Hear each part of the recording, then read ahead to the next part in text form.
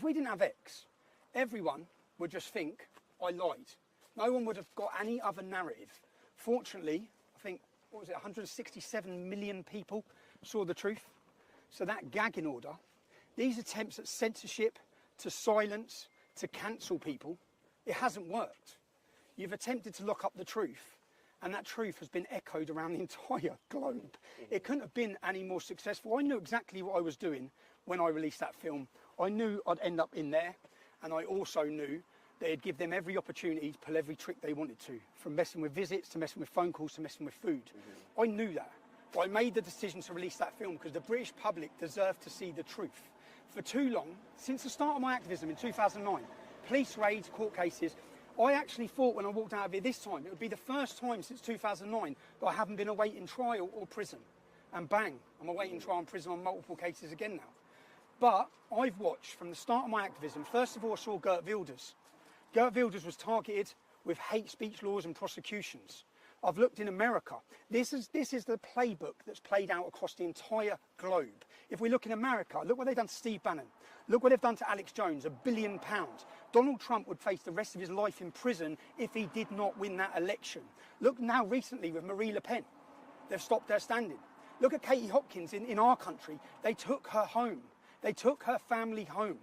Lawfare has been waged against anyone who has challenged the globalist narratives, challenged open border, challenged mass immigration, even challenged vaccines, any of it. They come at you from every angle. That's what I've experienced, but fortunately, if Elon Musk did not purchase X, I don't think that people understand the importance of it. If he didn't, you'd have been lied to about this entire case. If you go on my Wikipedia page and read all my previous convictions, this would have been another one where they'd have told you I lied. What did you see? If you're one of the people that watched that film, you might not have believed me before, you may have hated me based on a narrative spoon-fed to you by a media who want to tell you who we are, they want to tell you how to think. And I knew in that documentary, that painted a far bigger story than me. That was a story of any whistleblower, anyone. You've seen in my film how they silence people, NDAs, bullying, intimidation, scare tactics, and even attempts at prison. But one positive, even General Flynn, look what they've done to General Flynn in the United States. Everyone has faced it, but I'd like to take a positive rather than continue negatives. What is the positive? Did their gagging order work? Did it work? 167 million people saw that film. Do you know the moment I had in the first week of January? Because this could have gone the other way. I could have released that film. They could have managed to censor it, which they did off all other platforms. There's only X and Rumble. They're the only ones that they're not able to control. If Elon hadn't have bought it, no one would have seen that film. Everyone had been lied to. But instead, 167 million people saw the truth. You saw how they weaponised the judiciary.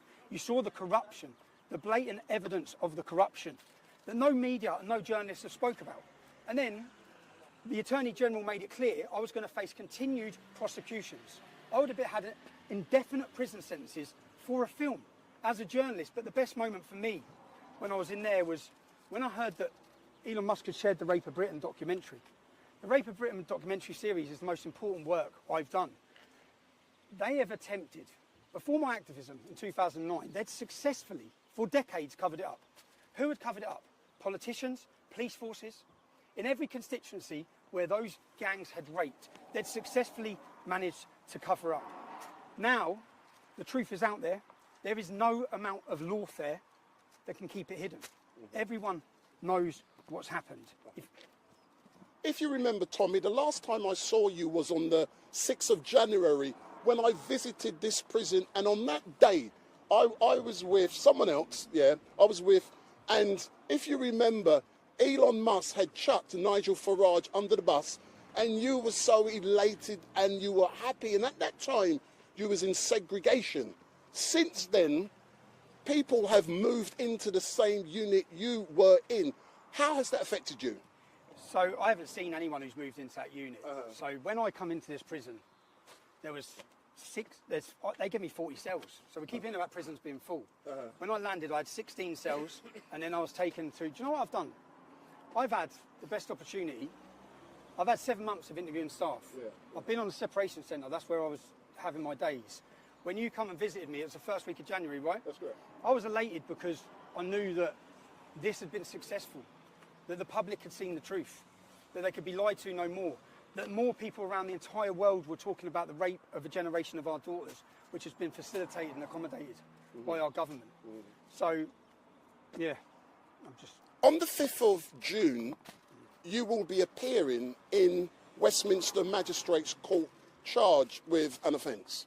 And what do you have to say to all of those people who will be coming down on the day to support you?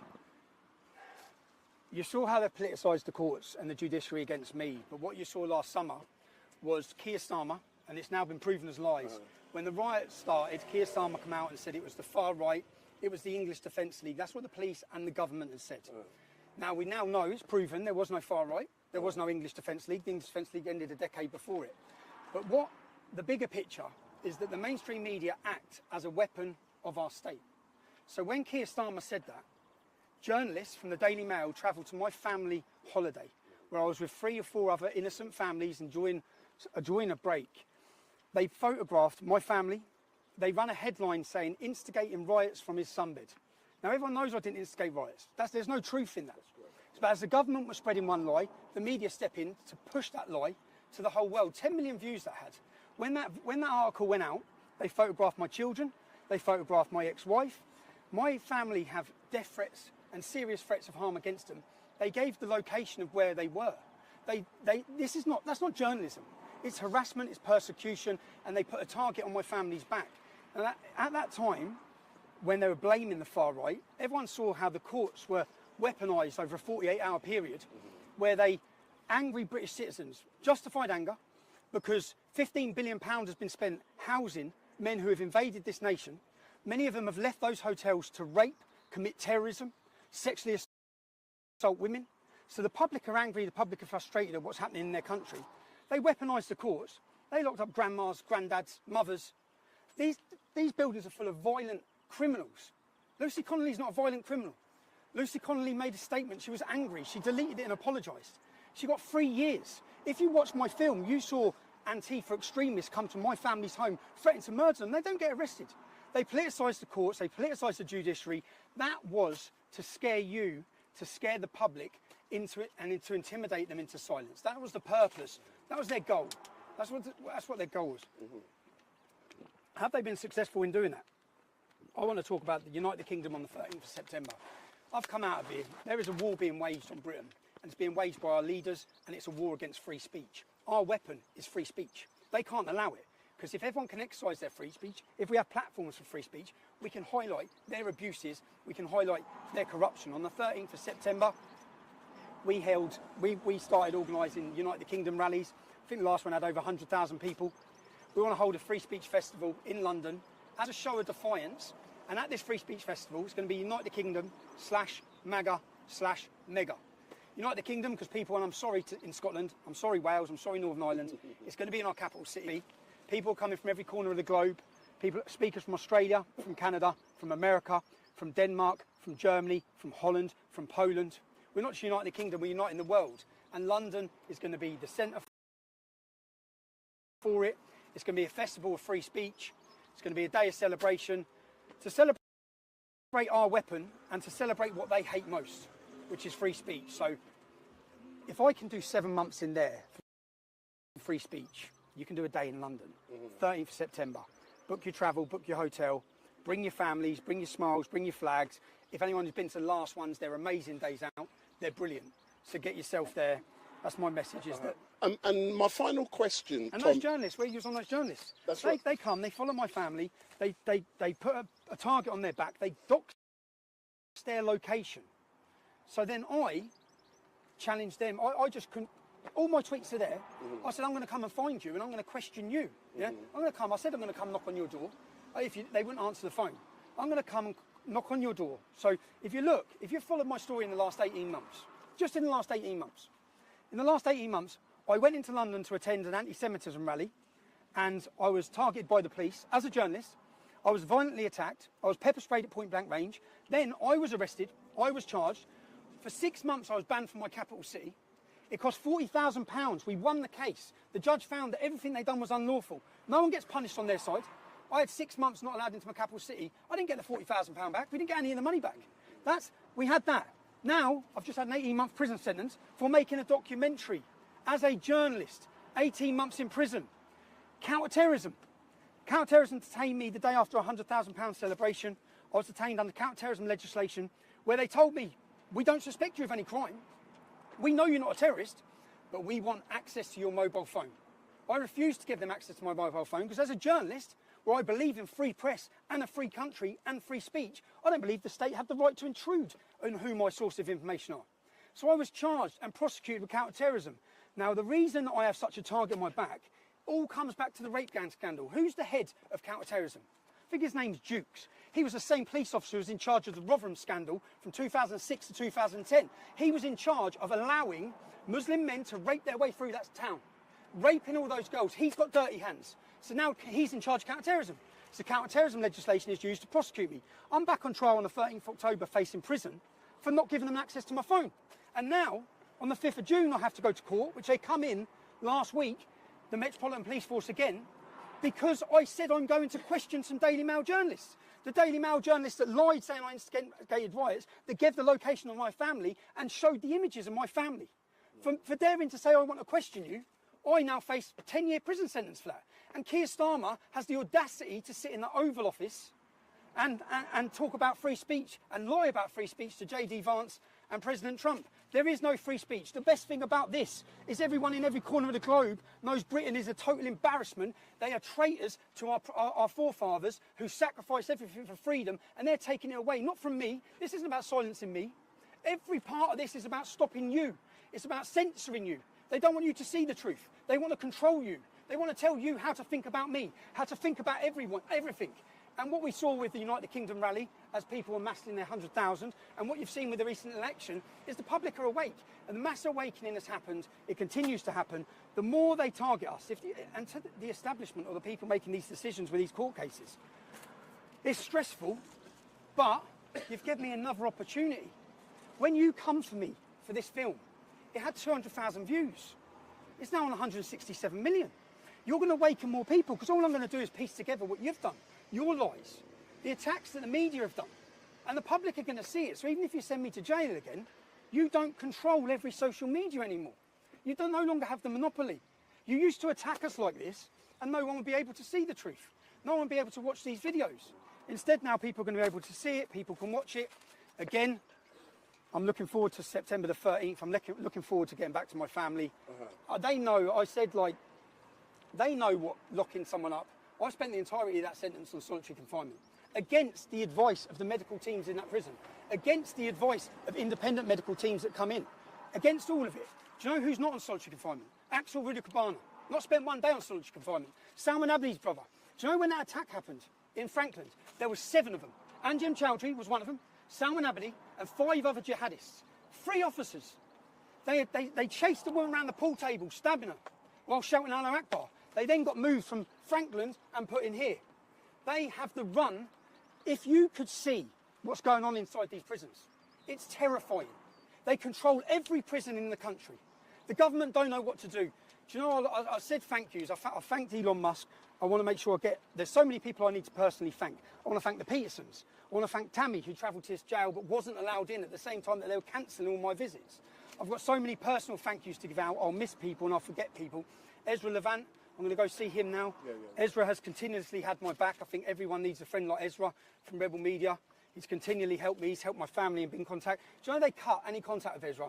I wasn't allowed any contact with him in there because they probably knew that he was the one man that could have helped. And I believe I'd have been out of jail if I'd had direct contact with Ezra Levant. How were you treated by the staff? Because I'm just going to say one more thing now and I want to get off. I just want to get back to my I have to ask you about the new website that's launched today. FightTheMail.com. Is that launched? I don't know. So I'm going to court. Do you know what? As you asked me on that, hold that for a sec. This is what they just handed me, yeah? Let me show you what they just handed me. But the thing is, everyone can see this now. You can see it, yeah? This is, so they come in and give me more charges. This is just insane, yeah? So for those of you who are watching, please go on Google and type in FightTheMail.com. It is a new website that comes live today, and it is there to help and support Tommy in his fight for justice. So go on that website, click on it as soon as Tommy finishes, and... Right. This is the charges they've given me for putting me in there. £89,501. There's a £50,000 here, and then there's a list. These are what they're 375. It's just these are the bills, 1,000, because I have to pay all of their legal costs. All of their legal costs, 5,000.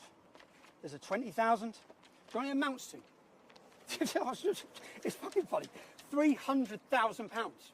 So there you go. So you're back in court. You're back in court.